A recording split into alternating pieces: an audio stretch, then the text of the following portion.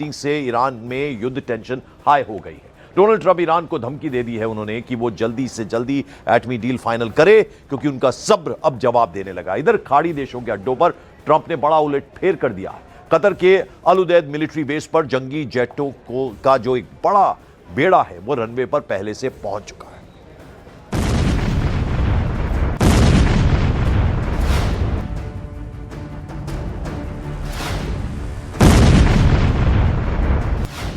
Qatar से Iran पर मिसाइलों की बौछार, अरब सागर से ईरान पर बमबारी। ईरान अब अमेरिका का सबसे बड़ा हमला झेलने वाला है। ट्रंप ने फाइनल फैसला कर लिया है। उन्होंने ईरान को फोड़ डालने का मूड बना लिया है। समुद्र में ट्रंप अपनी सेना और बढ़ाने वाले हैं। वो हथियारों की तादाद बढ़ा रहे हैं। पहले से मौजूद 2 जंगी बेड़ों के बाद भी ट्रंप अपना तीसरा जंगी लड़ाका भेजने का ऐलान कर रहे हैं। लेकिन हथियारों की जो नुमाइश अमेरिका ने की है, उससे सिग्नल मिल रहे हैं कि ईरान पर सुपर पावर पहले जमीनी अड्डों से धावा बोलेगा। कतर के अल उदैद बेस में अमेरिकी वायुसेना ने जंगी जेटों का झुंड रनवे पर उतार दिया है। मतलब ट्रिगर यहीं से दबने जा रहा है, क्योंकि अल उदैद बेस पर मोबाइल लॉन्चर ट्रकों की परेड शुरू हो चुकी है। ये वो हथियार हैं जिनसे अमेरिका सर्वशक्तिमान है। अमेरिका के सबसे घातक जंगी लड़ाकों की मूवमेंट शुरू हो गई है। कतर के अल उदैद एयरबेस पर ट्रकों में मिसाइल लोड हो रही है। अमेरिका अब कितनी ताकत से दुश्मन का सफाया करने वाला है, उसका अंदाजा आप लगा लीजिए। गिनते जाइए जंगी जेट, गिन लीजिए मिसाइल लॉन्च पैड, देख लीजिए ट्रंप के युद्ध वाले truck, cargo, jumbo, fighter jet, क्या कुछ नहीं है यहां। अल उदैद बेस पर मिसाइल लॉन्चर ट्रकों पर पैट्रियट मिसाइलों को लोड किया गया है। सिर्फ कतर बेस पर ही नहीं, सुपर पावर ने खाड़ी देशों के सभी मिलिट्री बेस पर वॉर अलर्ट भेज दिया है। अमेरिका ने ईरान पर जिन अड्डों से हमला करने का इशारा किया है, उनकी लोकेशन जिन देशों में हैं, वो भी आप जान लीजिए। ट्रंप ने इराक, जॉर्डन, कुवैत, सऊदी अरब, कतर, बहरीन, यूनाइटेड अरब अमीरात, ओमान, तुर्की और हिंद महासागर में डियोगो गार्सिया बेस को वॉर मोड में रहने के ऑर्डर दिए हैं। ट्रंप बहुत सीरियस हैं। ट्रंप धमकी दे रहे हैं। ट्रंप ईरान को बचने का आखिरी मौका दे रहे हैं। उन्होंने कहा कि डील नहीं करने पर खामनेई को ऐसी सजा दी जाएगी जिसकी उन्होंने कल्पना तक नहीं की होगी। ट्रंप इशारों में ईरान पर एटमी हमलों का खतरा भी जता रहे हैं।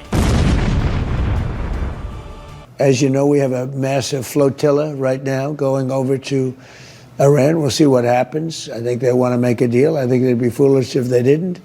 We took out their nuclear power last time, and we'll have to see if we take out more this time.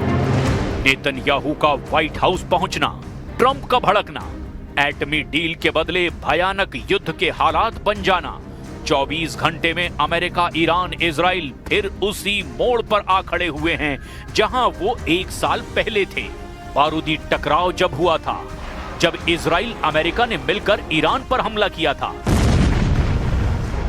लेकिन वो युद्ध अचानक भड़का था, सिर्फ 12 दिन तक चला था। इस बार तो जैसी तैयारी है, उससे साफ लग रहा है कि ये लड़ाई एक खेमे के खात्मे पर ही खत्म होगी। ईरान के राष्ट्रपति ने ऐलान किया है कि वो न्यूक्लियर वेरिफिकेशन के लिए रेडी हैं, लेकिन किसी के प्रेशर में नहीं आने वाले। इस्लामिक क्रांति की 47वीं सालगिरह पर ईरान के दुश्मनों से हिसाब बराबर करने की धमकी भी दे डाली है। دنبال سلاح هسته‌ای نیستیم. ما بارها و بارها این رو اعلام کردیم و آماده هر گونه راستی آزمایی هستیم.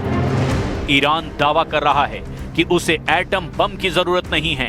दुनिया की जिस एजेंसी से चाहें उसके एटमी अड्डों की जांच भी करा ली जाए, लेकिन ईरान को धमकाना बंद किया जाए। ईरान ने अपने मिसाइल प्रोग्राम पर किसी भी तरह की डील से साफ इनकार कर दिया है। उधर इजराइल इसी जिद को एटमी डील की रेड लाइन बता रहा है। नेतन्याहू के व्हाइट हाउस पहुंचने की असल वजह भी यही है।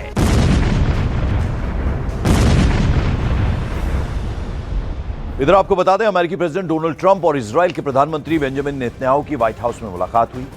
इस मीटिंग में ईरान के साथ चल रही बातचीत, गजा की मौजूदा जो सिचुएशन है और पूरा ये जो रीजन है वहां हालात किस तरह से बने हुए हैं उस पर बात हुई। मुलाकात के दौरान नेतन्याहू ने कहा कि किसी भी बातचीत में इजराइल की सिक्योरिटी सबसे बड़ी जरूरत है। दोनों ही लीडर्स ने तय कर दिया कि आगे भी ऐसे ही करीबी तालमेल के यानी पूरा बैलेंस के साथ काम करेंगे और लगातार एक दूसरे से कांटेक्ट में रहेंगे, संपर्क बनाए रखेंगे। ये दोनों बड़े लीडर्स के बीच आपसी समझौता हुआ इस बात को लेकर इस मीटिंग के दौरान।